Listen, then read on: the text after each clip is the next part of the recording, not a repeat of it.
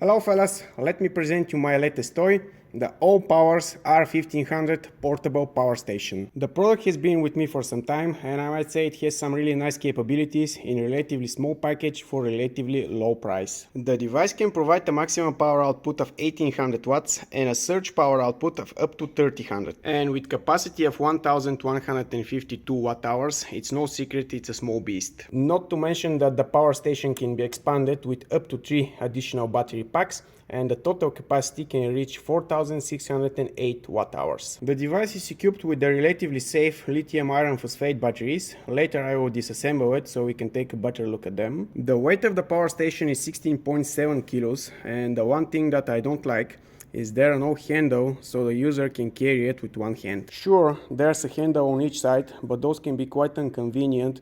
If you're trying to open a door, for example, you can quite easily drop the product. The power station can be charged in 4 different ways.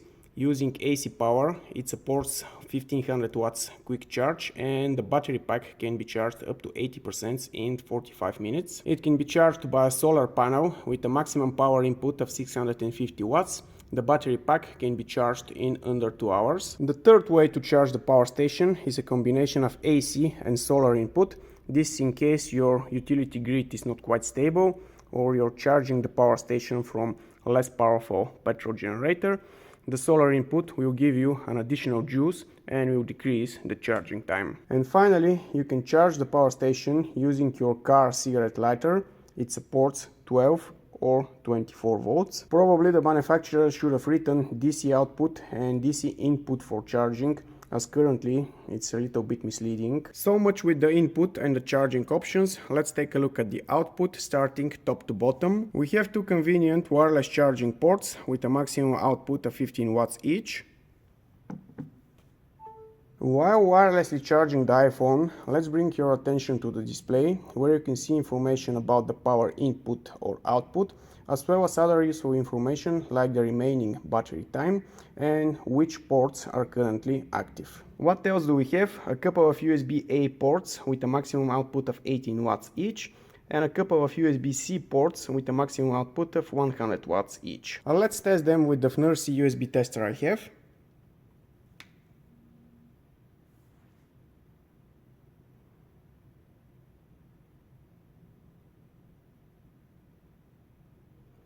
$19 watts according to FNIRSI and 23 watts according to AllPowers. I'm not sure if I'll be able to simulate 100 watts output on the USB-C port, but I'll try.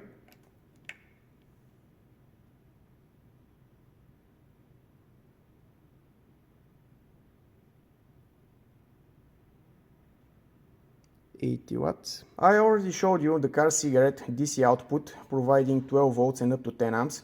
So let's continue with the more interesting pure sine wave AC output ports. The receptacles are really well protected with thick rubberized caps.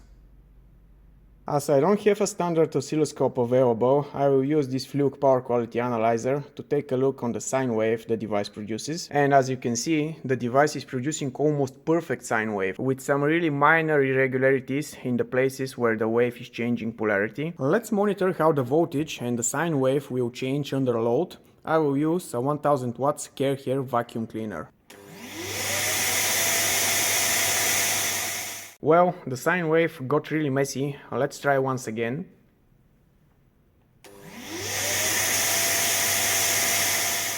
And looking at the recorded events, we have some wave shape deviations we all saw and some medium severity dips. The duration of the 2 dips is half a second, the time needed for the vacuum cleaner motor to spin. And don't get me wrong, this is perfectly normal for power station with such power output and such price tag. I'm pretty sure 99% of the power station from this class will show similar events when analyzed. Let's see what exactly can you power with the AllPowers. For example, you can power your Parkside Peltier cooling box.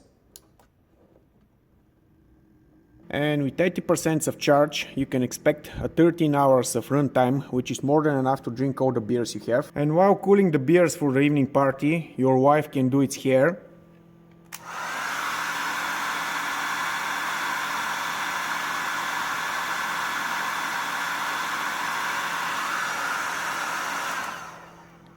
and you have about 40 minutes to prepare. Unfortunately, you won't be able to prepare your morning tea, especially if you're using a similar electric kettle like the Philips here, rated 2000 watts. It's a little bit too much for the power station.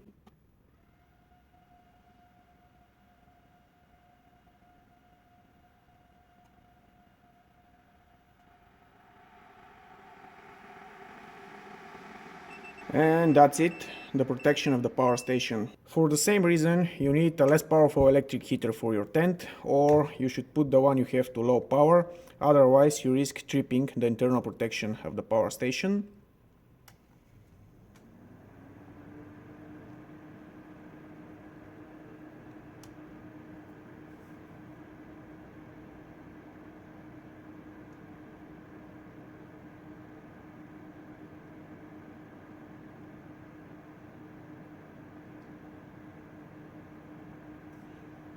At low power it's working perfectly, but if you switch it to high power,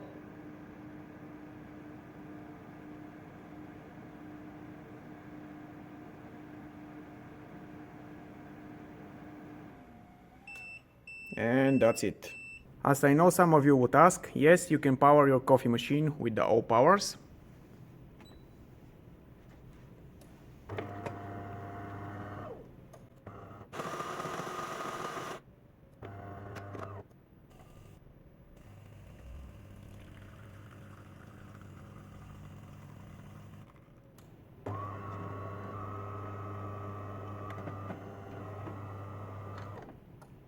Maybe for some really idiotic reason you brought yourself a treadmill to the picnic you're organizing. Well, the AllPowers is the perfect power source for it.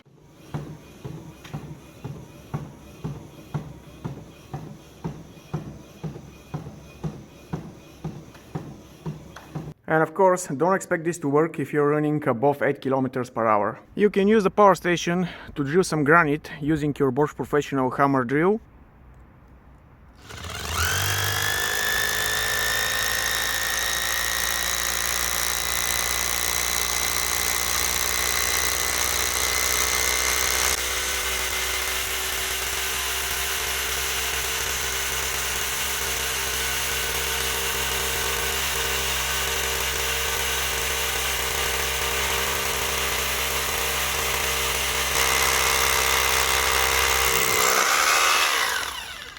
And eventually you can use it to power your 50 liters air compressor.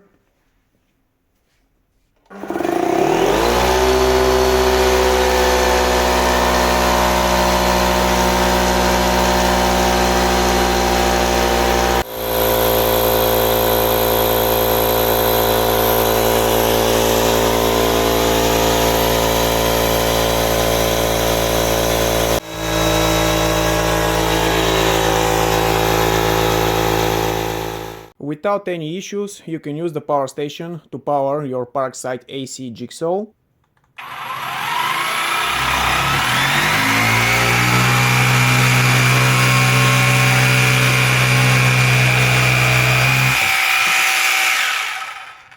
Just like you saw earlier, you can power a 1000 watts Kercher vacuum cleaner, and you can expect a runtime of about 1 hour.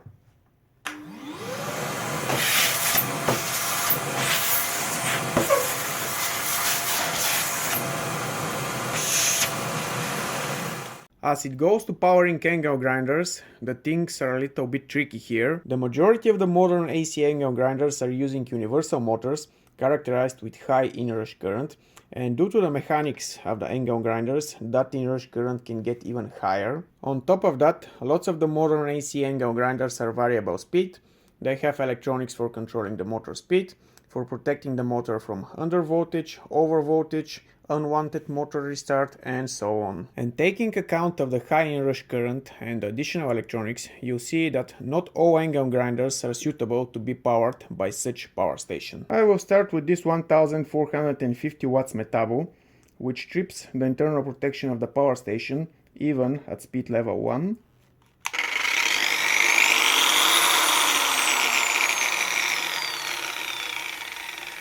Despite of being rated almost 400 watts less than the maximum output of the power station, its inrush current is way too much for the device to handle. Let's continue with something less powerful. This Bosch Professional rated 850 watts, again variable speed, and it seems that it either has an under voltage protection or a motor restart protection, which kills the angle grinder when the output voltage of the power station drops under the heavy load. Speed level 6.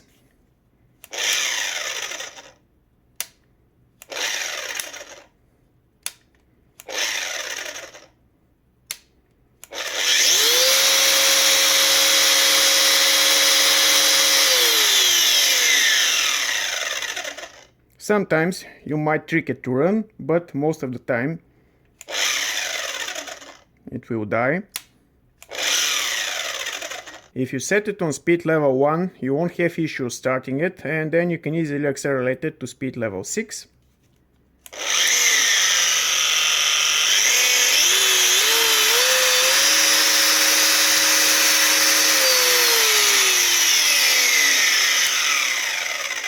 And finally, I have this Einhel angle grinder, again rated 850 watts, no variable speed, no sophisticated electronics, and it seems that you can power it using the power station without any issues.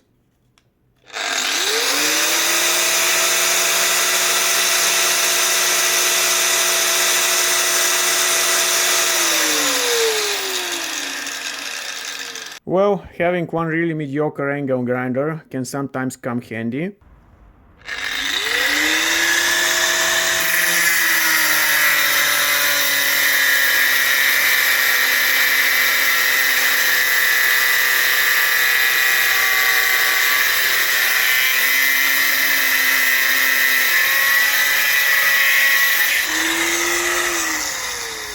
Looking at the internals of the power station, I have to say that the manufacturing quality is at really high level. All of the important cables are inside heat-resistant braided sleeves. The important connectors are covered in layer of glue, eliminating the negative effect of possible vibrations. Similar approach is taken with the capacitors, well covered in glue, and elements known as the sources of vibrations like transformers and inductors are well covered in resin. The structure of the power station is really well reinforced with aluminum. The manufacturer of the power station was really thoughtful, and inside you can find several sticky bug traps. After all, this is a product with high probability to be used outside in the nature, and I already had a couple of bugs stuck on them. The power station is using battery cells type 32700 rated 6000 mAh, and if I'm not terribly wrong, the brand is LTT. A closer look to the BMS board with the cell balancing circuit on the right and those massive MOSFETs on the left used for switching on and off the battery source. Everything looks so damn well manufactured. And another look to the inverter dash rectifier dash bypass board. And finally, I want to point your attention to this warranty label over here, which will turn red if it gets in touch with water. A really nice way to filter those faulty warranty claims. At the end of this video, probably I should mention that the power station supports Bluetooth and Wi-Fi connectivity. You can connect it to your smartphone, monitor it, and control some of its features. Through the application, you can see the current state of charge, the input and the output of the power station. You can activate or deactivate ports, and you can change the output frequency. Unfortunately, you cannot change the output voltage. And using the application is the only way to change the charging mode of the power station. By default, it's set on standard, which limits the charging input to 1000 watts. If you want to activate the 1500 watts fast charge, you have to change the charging mode, fast mode,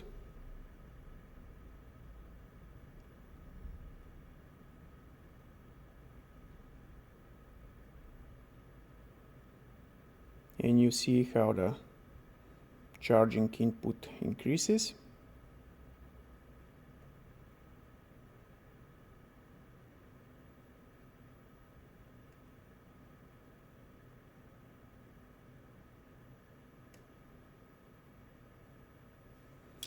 Let's select standard again.